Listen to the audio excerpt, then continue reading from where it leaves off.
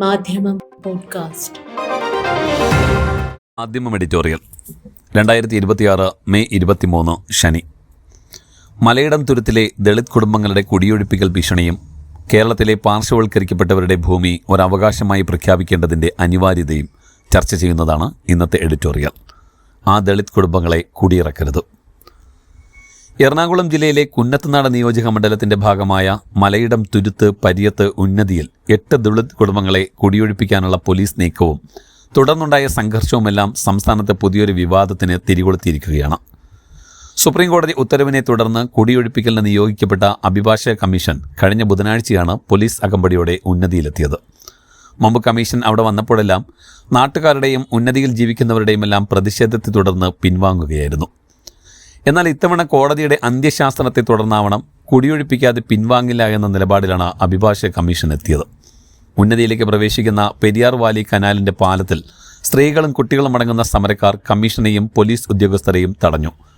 തുടർന്ന് സമരക്കാരുമായി ചർച്ചയ്ക്ക് ശ്രമിച്ചെങ്കിലും അതും പരാജയപ്പെട്ടതോടെ പോലീസ് സഹായത്തോടെ കമ്മീഷൻ ഉന്നതിയിലേക്ക് കടക്കാൻ ശ്രമിച്ചത് സംഘർഷത്തിന് വഴിവെച്ചു.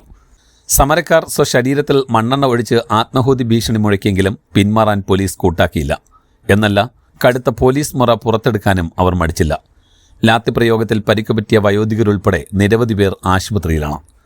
എത്ര തന്നെ മർദ്ദനമേറ്റാലും പതിറ്റാണ്ടുകളായി കഴിയുന്ന കിടപ്പാടം വിട്ടുപോവില്ല എന്ന നിലപാടിലാണ് ഉന്നതിയിലുള്ളവർ. വി.ഡി. സതീശന്റെ നേതൃത്വത്തിലുള്ള UDF സർക്കാർ അധികാരമേറ്റ് 3ാം നാൾ നടന്ന ഈ സംഭവം അധികാരികളുടെ ഒത്താശയോടെ മേഖലയിലെ ഭൂമാഫിയയ്ക്ക് വേണ്ടിയാണെന്നാണ് CPM ആരോപിക്കുന്നത്. മറുവശത്ത് ഒഴിപ്പിക്കൽ നടപടി ശനിയാഴ്ച പൂർത്തിയാക്കണമെന്ന് പെരുമ്പാവൂർ മുൻസിഫ് കോടതിയും നിർദ്ദേശിച്ചിരിക്കുന്നു. കോടതി ഇടപെടലിനും കിടപ്പാടം നഷ്ടമാകാൻ പോകുന്ന ഒരുപറ്റം ദളിത് കുടുംബങ്ങളുടെ വിലാപങ്ങൾക്കും ഇടയിലാണിപ്പോൾ VDS സർക്കാർ എന്ന് പറയാം. അരനൂറ്റാണ്ടിലേറെ പഴക്കമുള്ള വ്യവഹാരമാണ് മലയിടം തുരുത്തിലേത്.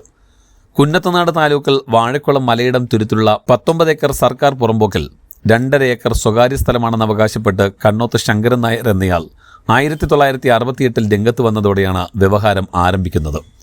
തന്റെ സ്ഥലം പട്ടികജാതി വിഭാഗത്തിൽപ്പെട്ട കാളുകുറുമ്പൻ എന്നയാൾ അന്യായമായി കയ്യേറി എന്നായിരുന്നു ശങ്കരൻ നായരുടെ വാദം.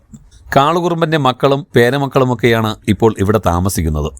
പെരുമ്പാവൂർ മുൻസിഫ് കോടതിയിലായിരുന്നു ആദ്യ കേസ് ഫയൽ ചെയ്തത്. അവിടെ ശങ്കരൻ നായർക്ക് അനുകൂലമായി വിധി വന്നു. താമസക്കാർ തടസ്സ ഹർജി നൽകിയെങ്കിലും ഫലമുണ്ടായില്ല. പിന്നീട് ഹൈക്കോടതിയും മുൻസിഫ് കോടതി വിധി ശരിവെച്ചു.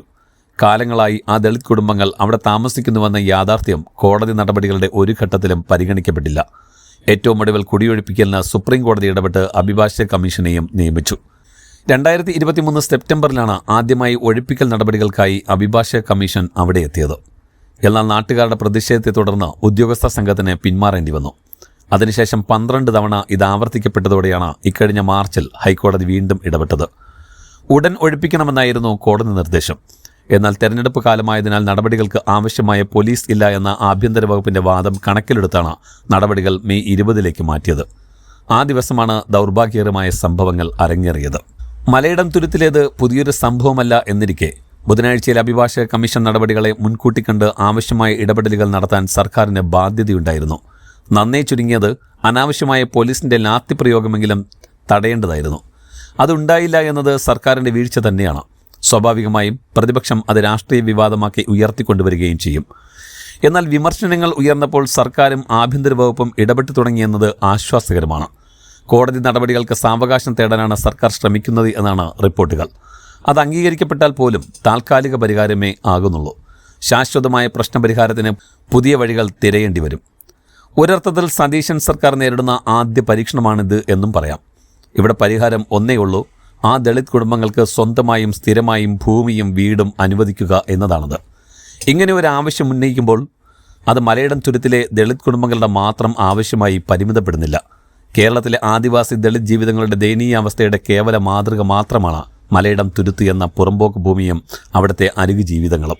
2025 സംസ്ഥാന സർക്കാർ പുറത്തുവിട്ട കണക്ക് പ്രകാരം കേരളത്തിൽ 3/4 ലക്ഷത്തോളം ദളിത് കുടുംബങ്ങൾക്ക് സ്വന്തമായി ഭൂമിയില്ല.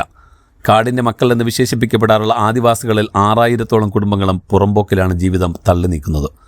പട്ടികജാതി പട്ടികവർഗ വിഭാഗങ്ങൾക്ക് ഭൂമി പട്ടയം വിതരണത്തിനായി പദ്ധതികൾ ആവിഷ്കരിക്കപ്പെട്ട് പതിറ്റാണ്ടുകൾ കഴിഞ്ഞിട്ടും ഇതാണ് സ്ഥിതി. അപ്പോൾ തെരുവിലേക്ക് ഇറക്കപ്പെടുമെന്ന ആധിയിൽ കഴിയുന്നത് മലയിടം തുരുത്തിലെ ആ 8 കുടുംബങ്ങൾ മാത്രമല്ല. അതിനാൽ സംസ്ഥാനത്തെ മുഴുവൻ ആദിവാസി ദളിത് കുടുംബങ്ങൾക്കും ഭൂമി ഒരവകാശമായി പ്രഖ്യാപിച്ച് അവരുടെ കിടപ്പാടങ്ങൾ ഉറപ്പുവരുത്താനുള്ള സമഗ്രമായ പദ്ധതിയാണ് അനിവാര്യമായിട്ടുള്ളത്. ആ ദിശയിൽ പുതിയ സർക്കാരിന് എന്ത് ചെയ്യാനാവുമെന്നാണ് അവരെ പ്രതീക്ഷയോടെ അധികാരത്തിലെത്തിയ ജനത ഉറ്റുനോക്കുന്നത്. മാധ്യമം പോഡ്കാസ്റ്റ്.